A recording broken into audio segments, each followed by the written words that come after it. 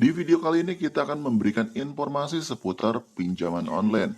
Nah, bagi teman-teman yang mungkin sedang membutuhkan modal atau membutuhkan pinjaman, jadi disimak video ini sebelum teman-teman melakukan pinjaman di aplikasi ini. Jadi aplikasi pinjaman online yang akan kita bahas pada video kali ini yaitu aplikasi Indosako. Nah, bagi teman-teman yang mungkin sudah familiar banget dengan Indosako, apakah Indosako ini worth it ataukah malah sebaliknya? Jadi silakan teman-teman simak video ini sebelum teman-teman melakukan pinjaman di aplikasi ini. Nah, oke teman-teman, karena di sini saya sudah melakukan penginstalan, jadi kita akan langsung saja buka aplikasinya. Dan apakah pengajuannya susah ataukah biasa saja? Oke, kita langsung saja buka aplikasinya. Nah, teman-teman, jadi aplikasi Indosako ini sudah terdaftar di OJK. Di sini sih tercantumnya seperti itu ya, teman-teman. Nah, di sini juga ada tipsnya sebelum kita melakukan pinjaman online. Teman-teman silakan dibaca terlebih dahulu ya. Dan untuk mempersingkat waktu, kita langsung saja klik OK. Dan untuk pinjaman Indosako ini, pinjaman tertingginya maksimal sampai dengan 10 juta rupiah. Wow, lumayan gede ya teman-teman. Namun teman-teman jangan sampai tergiur dulu ya teman-teman. Dan di sini dikatakan datanya aman, prosesnya gampang, dan juga cepat lolos. Nah, apakah benar ataukah tidak ya teman-teman?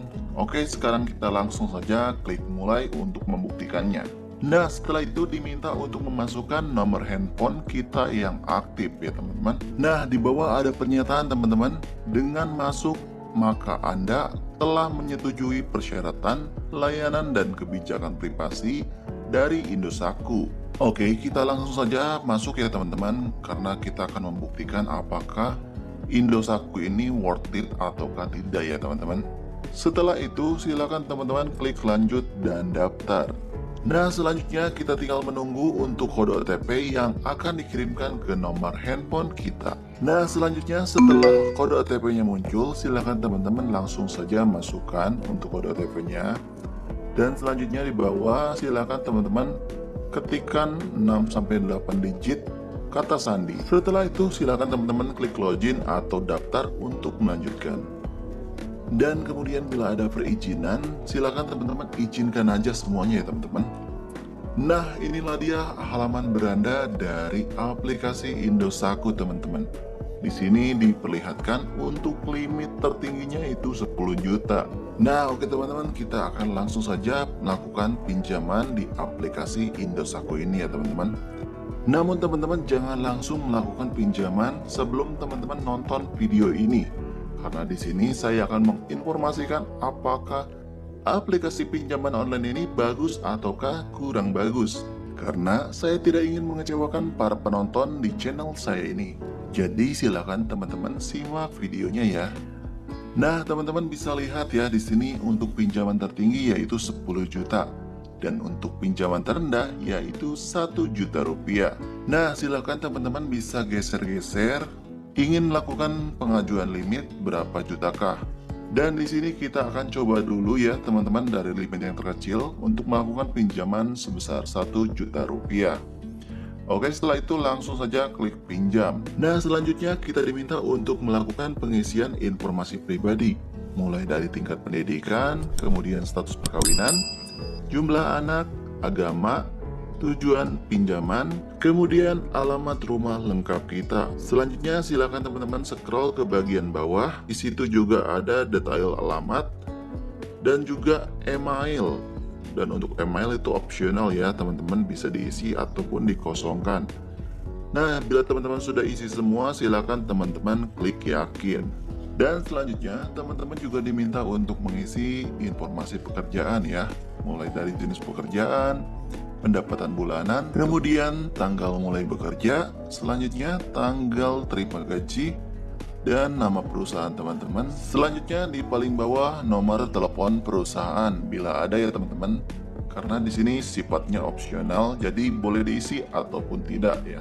Nah, bila mana sudah diisi semua, silakan teman-teman klik yakin untuk melanjutkan. Nah, selanjutnya diminta untuk mengisi informasi kontak darurat teman-teman. Dan pada aplikasi ini diminta 3 kontak darurat teman-teman. Nah, pada informasi kontak darurat teman-teman diminta untuk memasukkan hubungannya apa, kemudian nama kontak darurat siapa, kemudian nomor telepon, kontak darurat yang masih aktif, dan selanjutnya sampai teman-teman memasukkan 3 kontak darurat ya.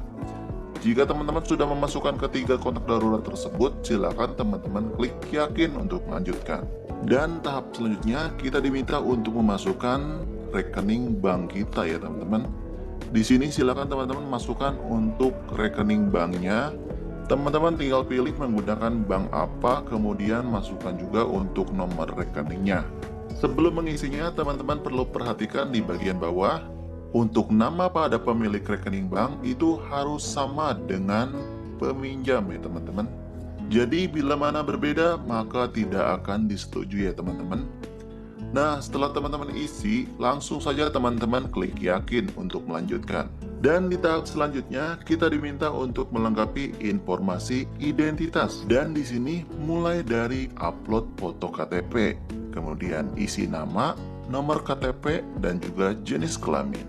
Dan selanjutnya di paling bawah, teman-teman diminta untuk mengupload foto selfie teman-teman. Nah, jadi itulah tahap terakhir untuk pengajuan di Indosatku. Nah, setelah itu barulah di sini kita diminta untuk konfirmasi informasi pinjaman kita ya teman-teman. Nah, kemudian silakan teman-teman perhatikan pada pengajuan pinjaman berikut ini. Dan di sini untuk jumlah yang kita ajukan yaitu 1 juta rupiah ya teman-teman. Dan di sini untuk periodenya 60 hari.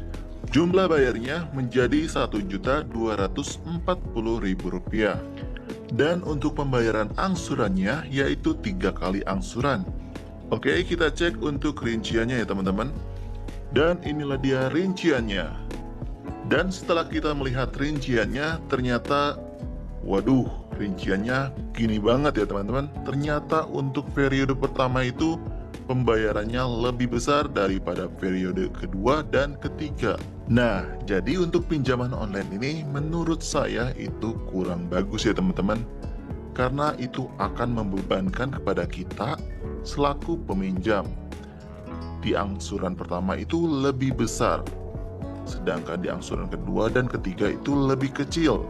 Nah, jadi saya katakan untuk pinjaman online ini kurang bagus.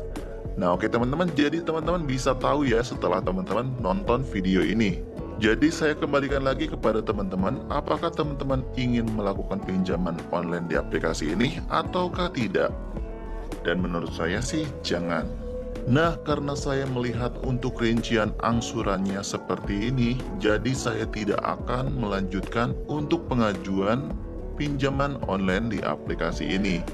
Dan saya berharap kepada seluruh penonton channel Uya Basin agar teman-teman jangan sampai salah meminjam pada aplikasi, karena itu akan membebankan kepada kita nantinya. Oke teman-teman, mungkin cukup sekian saja pada tutorial video kali ini. Semoga informasi kali ini bermanfaat bagi teman-teman.